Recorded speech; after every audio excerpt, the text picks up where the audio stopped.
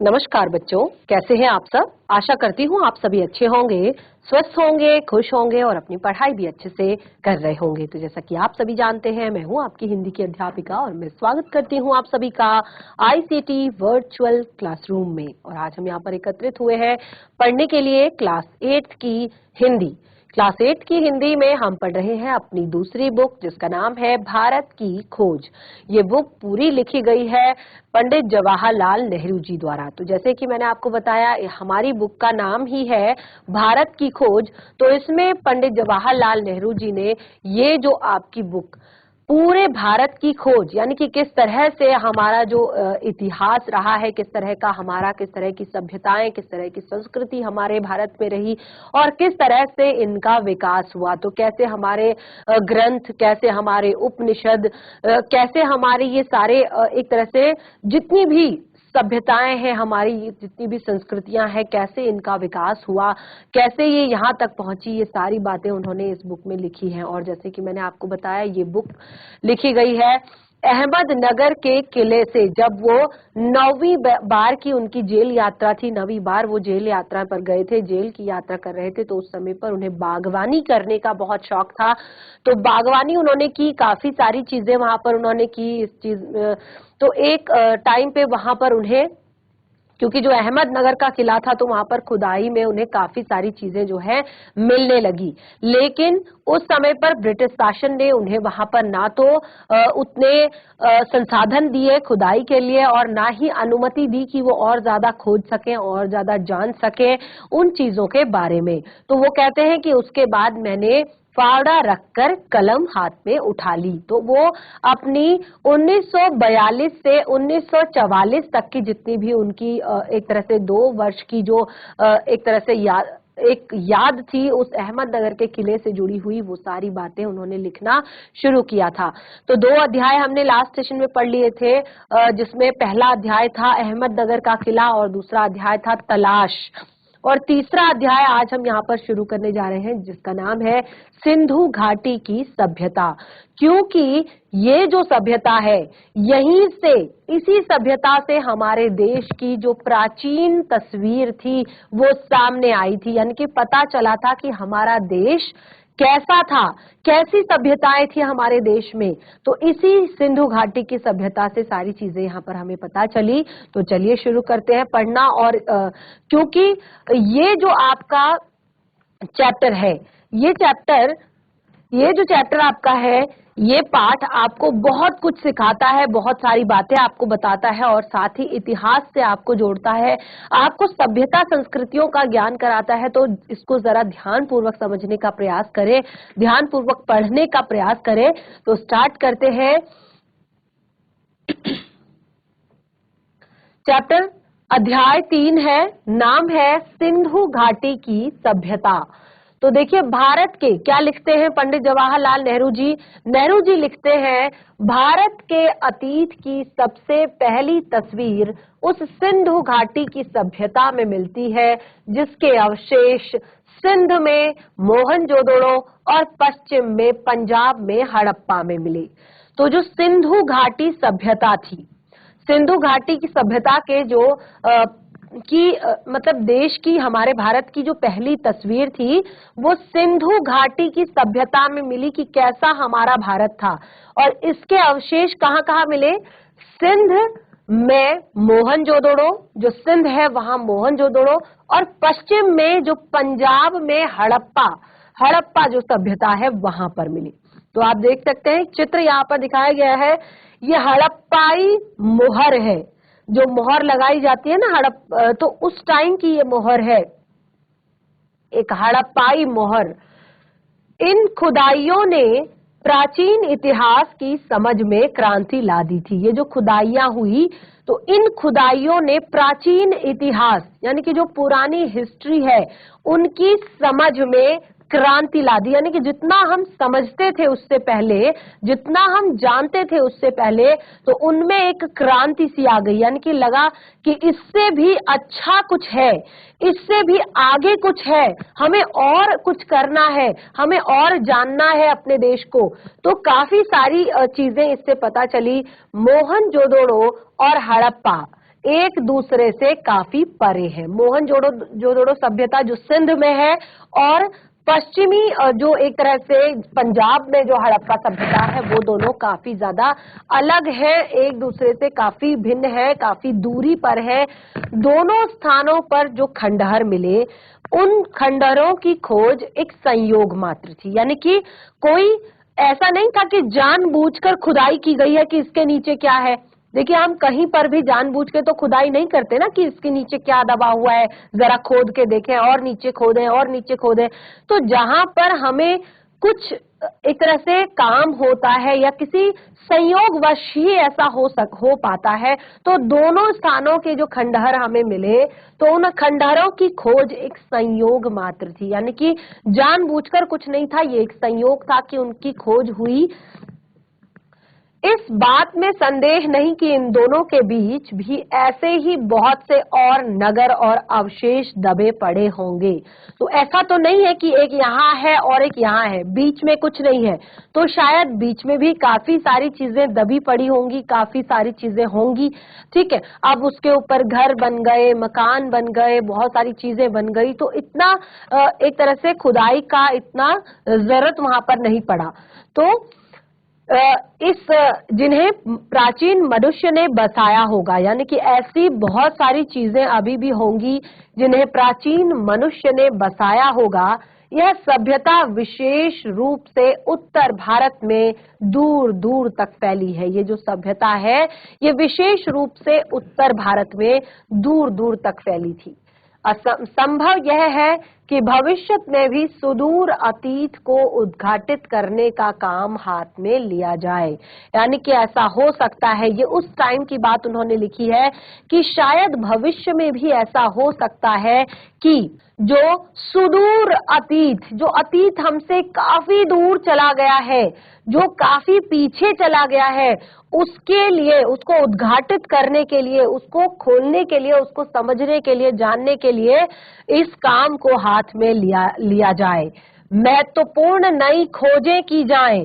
इस सभ्यता के अवशेष इतनी दूर दूर जगहों पर मिले, जैसे पश्चिम में कठियावाड़ और पंजाब के अंबाला जिले में, यानी कि बिल्कुल अलग अलग जगहों पर ये जो एक तरह से जो ये अवशेष मिले, ये बहुत दूर दूर मिले, यानी कि ऐसा नहीं है कि इसके बीच में कुछ नहीं होगा। तो ये जो अवशेष थे काफी दूर दूर मिले, जैसे पश्चिम में मिला कठियावाड़ में और पंजाब के अंबाला जिले में। यह विश्वास किया जाता है कि यह सभ्यता गंगा की घाटी तक फैली थी, यानी कि ऐसा सोचा जाता है, क्योंकि जैसे हमने शुरुआत से ही आदि मानव का विकास पढ़ा था ना हमने क्लास 6 से, आदि मानव का विकास कैसे हुआ।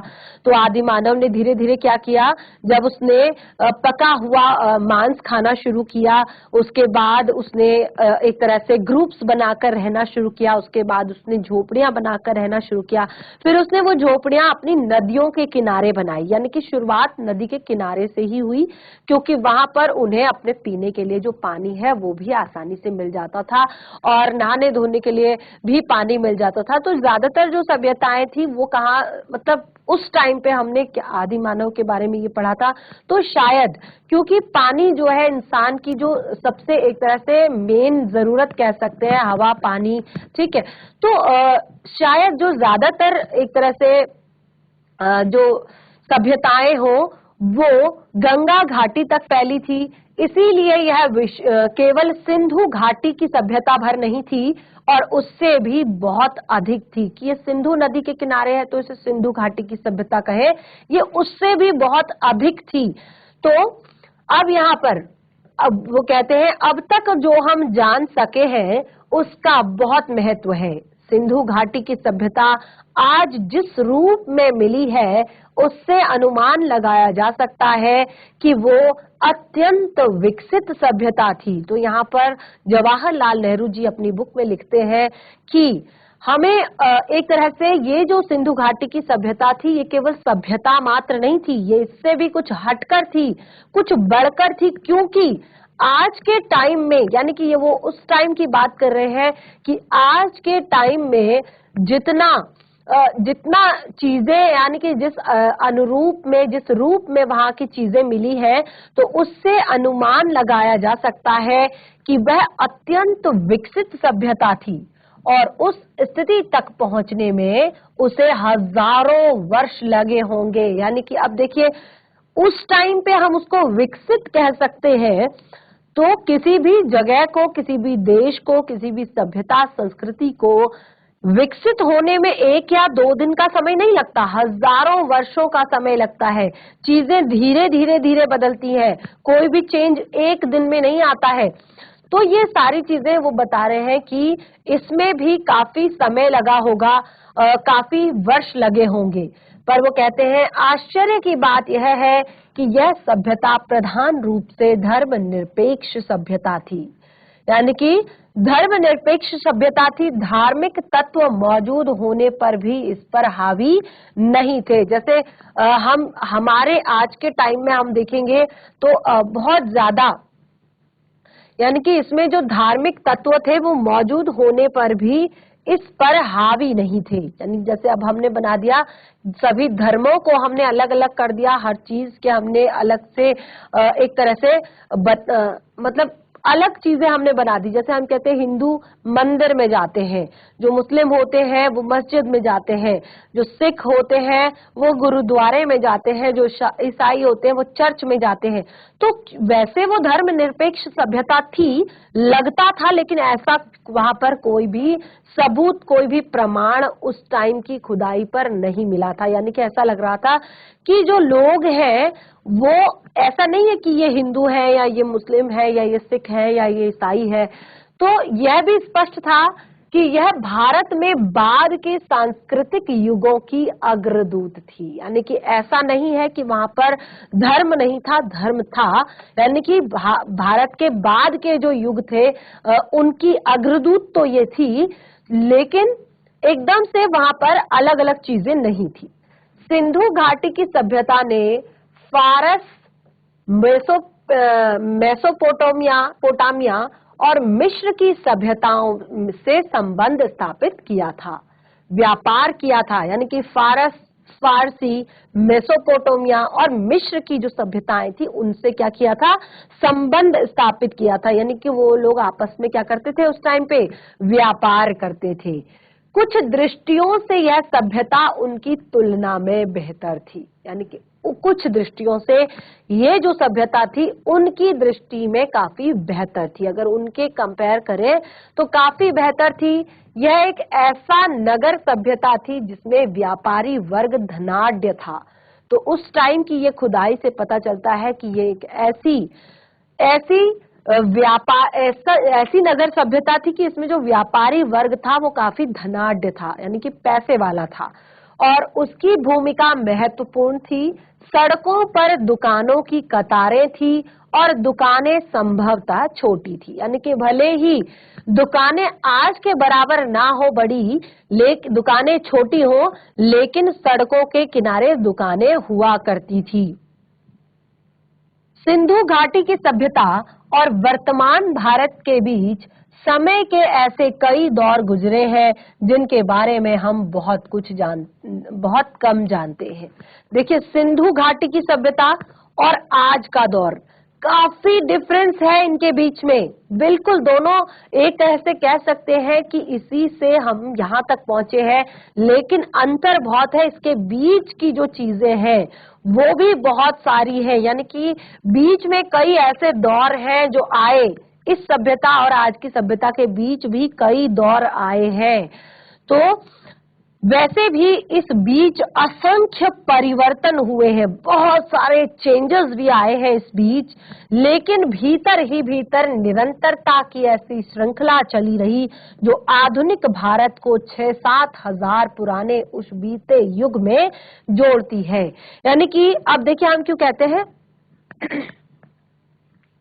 सभ्यता का विकास, ठीक है, सभ्यता संस्कृति का विकास।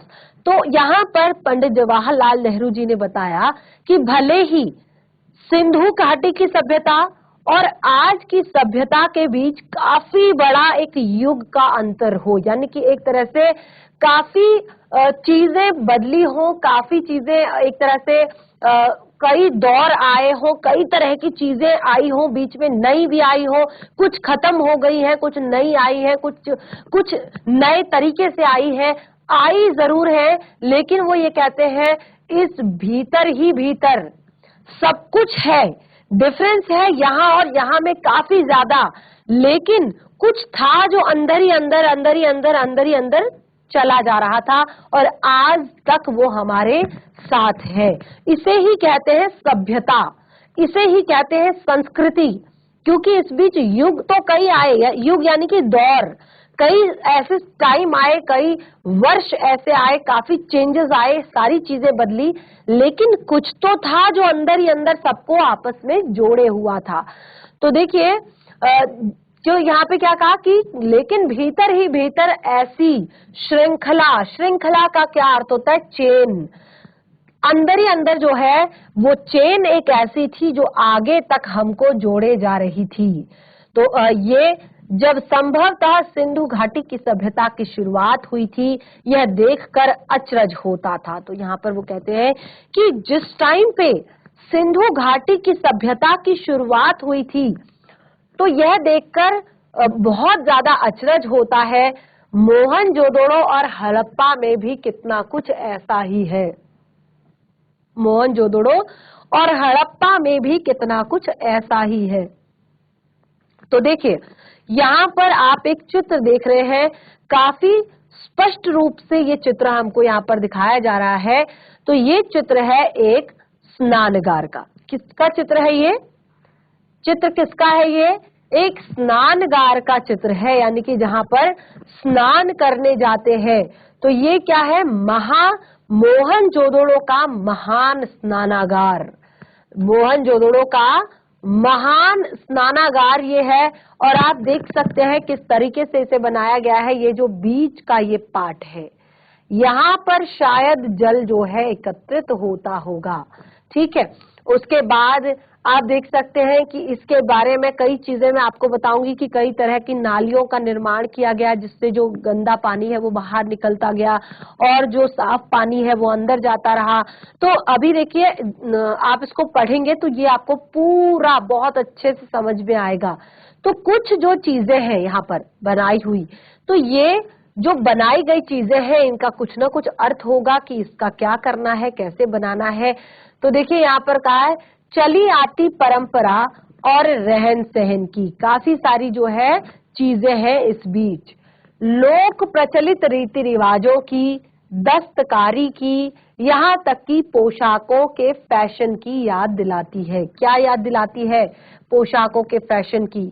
तो यहाँ पर हमने कहा कि मोहनजोदड़ो और हड़प्पा में कितना कुछ ऐसा है जो हमें चली आती परंपरा और उसके रहन सहन की, लोक प्रचलित रीति रिवाजों की, दस्तकारी की और साथ ही जो उस टाइम पर पहने जाने वाले पोशाक है उनकी याद दिलाता है। तो देखिए यहाँ पर क्या कहा है कि यह बात दिलचस्प है, यानी कि यह बात अच्छी है कि भारत अपनी कहानी इस भोर बेला में एक नन्हे बच्चे की तरह नहीं बल्कि अनेक रूपों में विकसित सयाने के रूप में दिखाई पड़ता है।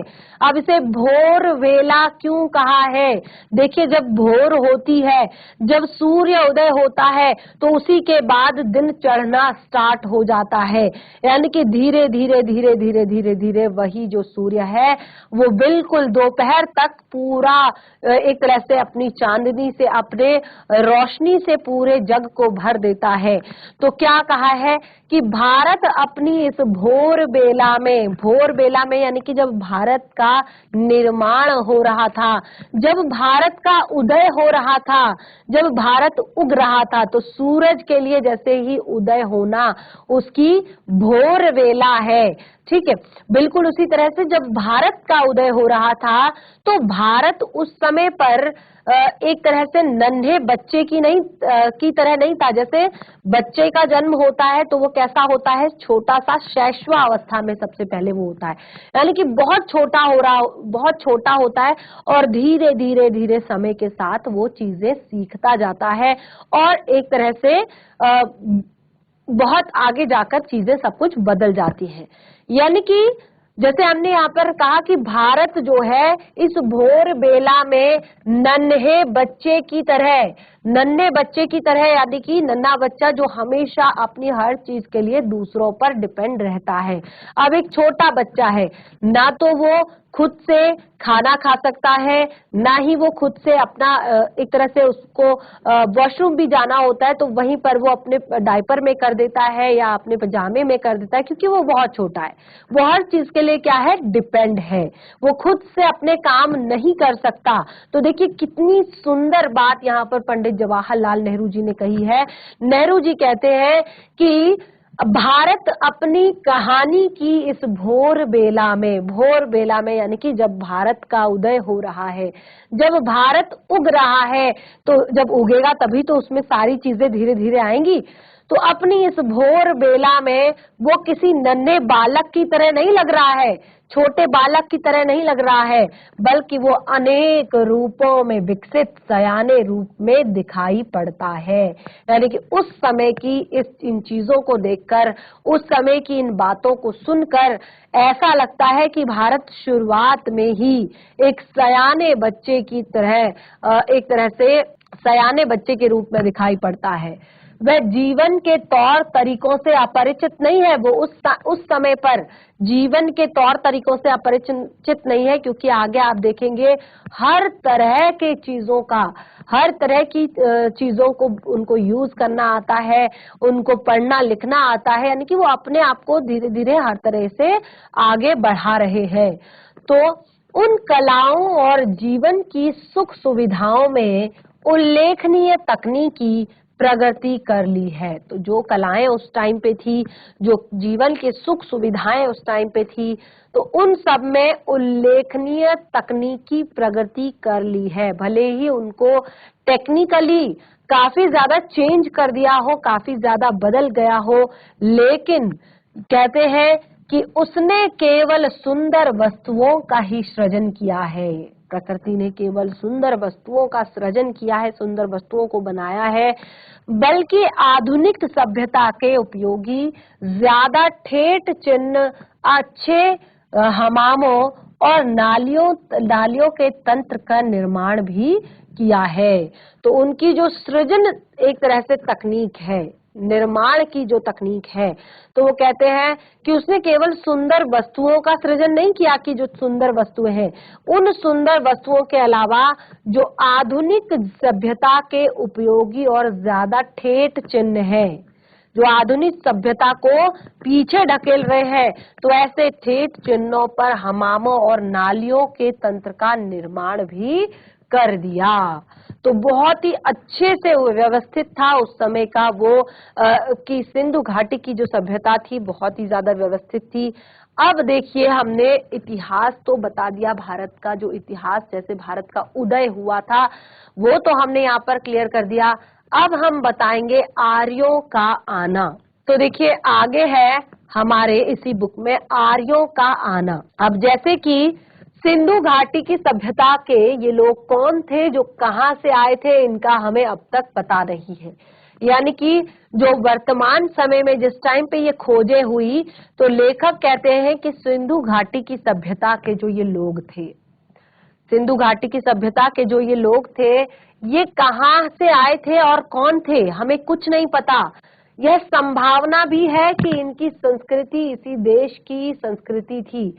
तो लेखक कहते हैं कि ये भी संभावना हो सकती है कि इस देश की जो संस्कृति थी वो उनके देश की भी संस्कृति थी, यानी कि एक तरह से उनकी जो संस्कृति इसी देश की संस्कृति थी और उसकी जड़ें और शाखाएं दक्षिण भारत में भी मिल सकती है। यानी कि इस संस्कृति की जो जड़ें हैं या कहें तो शाखाएं हैं वो दक्षिण भारत में भी मिल सकती है। तो देखिए यहाँ पर बताया है कि कुछ विद्वानों को इन लोगों और दक्षिण भारत की द्रविड़ जातियों और संस्कृति के बीच अनिवार्य समानता दिखाई पड़ती है। जो कुछ विद्वान है, तो जैसे कि यहाँ पर बताया है कि इनकी जड़ें जो है, इन सभ्यताओं की जो जड़ें हैं वो दक्षिण भारत में भी मिल सकती है।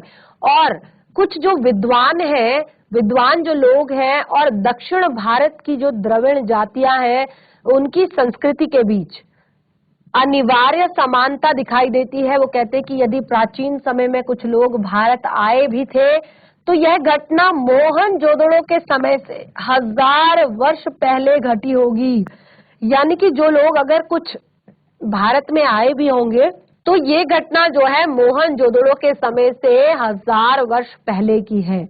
तो उन्होंने कहा अब व्यवहारिक दृष्टि से हम उन्हें भारत का ही मान सकते हैं, क्योंकि अब हजारों वर्ष पूर्व जब वो आए थे, वो भी किसके बाद, सिंधु घाटी, जो मोहनजोदड़ो सभ्यता है उसके बाद। तो उन्होंने कहा अब हम उन्हें भारत के ही निवासी मान सकते हैं। सिंधु घाटी की सभ्यता के बारे में कुछ लोगों का कहना है कि उसका अंत अकस्मात किसी दुर्घटना से हो गया। एक पूरी की पूरी सभ्यता का अंत अचानक से किसी दुर्घटना से हो गया। तो देखिए ये कैसे पॉसिबल है। अब देखिए, जिसकी कोई व्याख्या नहीं मिलती, ऐसी कोई व्याख्या नहीं है कि कैसे इन जो सिंधु घाटी की सभ्यता है या मोहनजोदड़ो की सभ्यता है, कैसे ये सभ्यताएं समाप्त हुई, कैसे ये सभ्यताएं नष्ट हुई। तो देखिए, जिसकी कोई भी व्याख्या नहीं मिलती है, यानी कि कोई भी इस बात की व्याख्या नहीं करता, इस बात को एक्सप्लेन नहीं करता, नहीं बताता है। सिंधु नदी अपनी भयंकर बाढ़ों के लिए प्रसिद्ध है। जो सिंधु नदी है उसमें भयंकर बाढ़ें आती है और सिंधु नदी अपनी भयंकर बाढ़ों के लिए प्रसिद्ध है, जो नगरों गांवों को तक बहाकर ले जा देती है। यानी कि इतनी भयंकर बाढ़ें कि जो नगरों को और गांवों को साथ में बहाकर ले जा लेती है। यह भी संभव है कि मौसम के परिवर्तन से धीरे धीरे जमीन सूख गई होगी, खेतों पर रेगिस्तान छा गया होगा। मोहनजोदड़ो के खंडहर अपने आप में इस बात के प्रमाण है कि बालू तह पर जमती गई। यानी कि जो मोहनजोदड़ो है सभ्यता, उस सभ्यता के जो खंडहर है, तो उनमें ये देखा, ऐसा लग रहा था, ऐसा प्रतीत हो रहा था कि बालू अब एक तह दर तह, यानी कि तह की तरह एक के बाद एक जमती जाती है, जिससे शहर की जमीन की सतह ऊंची हो गई और नगर वासियों को मजबूर होकर पुरानी नींवों पर ऊंचाई पर मकान बनाने पड़े। यानी कि जो एक तरह से यहाँ पर क्या कहा कि इनको अब जब बहुत ज्यादा मकान ऊंचे हो गए, तो उन्होंने क्या किया, जो अब नए मकान बनने लगे वो एक तरह से ऊंचाई पर मकान बनाने पड़े। तो खुदाई में निकले, पुराने जगह को छोड़कर नई जगह पे वो मकान बनाए चाहते हैं। तो खुदाई में निकले कुछ मकान 2 या 3 मंजिला जान पड़ते हैं। यानी कि सोचिए, खुदाई में जो मकान निकले हैं वो मकान लगभग 2 या 3 मंजिला बड़े थे।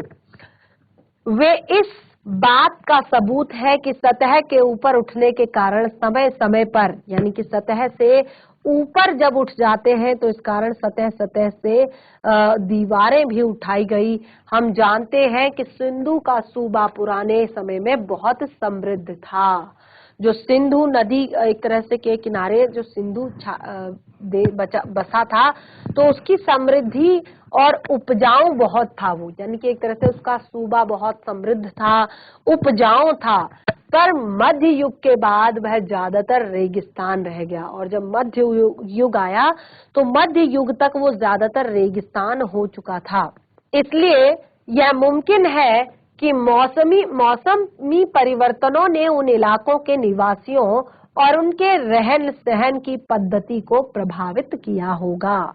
यानी कि अब ऐसे ही जैसे यहाँ पर बताया कि बहुत ज्यादा वहां पर एक तरह से समृद्धि थी और उपजाऊ थी वो जगह, और इसके लिए एक तरह से वहां के जो लोग थे उनके रहन सहन की पद्धति को इन्होंने प्रभावित किया। मौसम के परिवर्तनों के प्रभाव दूर दूर तक फैली इस नगर सभ्यता की अपेक्षाकृत छोटे हिस्से पर पड़ा होगा।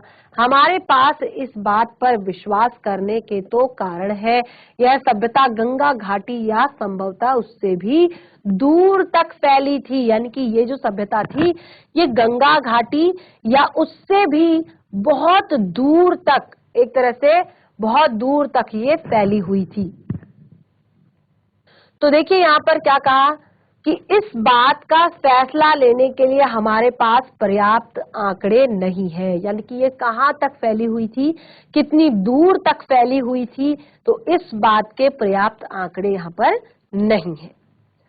अब देखिए वह बालू जिसने इनमें से कुछ प्राचीन शहरों पर छाकर उन्हें ढक दिया था। अब कुछ बालू भी था जिसने इन पर छाकर, किस पर छाकर, जो ये पुरानी इमारतें हैं, जो इमारतों के हिस्से हैं, इन पर छाकर, उसमें कुछ प्राचीन शहरों पर छाकर उनको पूरी तरह से ढक दिया था।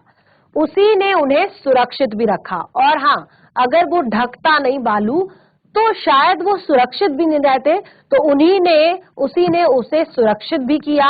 और जबकि दूसरे शहर और प्राचीन सभ्यता के प्रमाण धीरे धीरे नष्ट हो गए, जो नीचे दब गए, रेत के टीलों के नीचे दब गए, रेत के टीलों के नीचे पूरी तरह से धंस गए, वही सुरक्षित रह पाए। जबकि जो दूसरे शहर थे, वो सभ्यता के प्रमाण जो थे वो धीरे धीरे नष्ट हो गए और समय के साथ वो खंड खंड भी हो गए, चूर चूर हो गए। तो इस तरह से देखिए हमने यहाँ पर काफी इंटरेस्टिंग तरीके से, काफी अच्छे तरीके से सिंधु घाटी की सभ्यता के विषय में हमने यहाँ पर डिस्कस किया। और आगे भी और बहुत सारी इंटरेस्टिंग बातें हम इसमें पढ़ेंगे। ये सभ्यता काफी ज्यादा इंटरेस्टिंग है और आप देखेंगे क्या क्या हमें यहाँ पर प्रमाण के तौर पर मिला था। तो देखिए आप देख रहे हैं कि ये जो हमारी बुक है, एक तरह से ये हमारी हिंदी की बुक है, लेकिन इसमें हमें हिस्ट्री से जुड़ी हुई, इतिहास से जुड़ी हुई काफी रोचक बातें, खास तौर पर हमारी संस्कृति सभ्यता के बारे में पता चल रहा है। तो इस चैप्टर को, इस बुक को जरूर पढ़ें, काफी इंटरेस्टिंग है और काफी ज्यादा महत्वपूर्ण भी है। तो इस तरह से आज का सेशन हमारा यहीं पे समाप्त होता है। हम मिलेंगे अपने नेक्स्ट सेशन में, तब तक के लिए धन्यवाद। आपका दिन शुभ हो।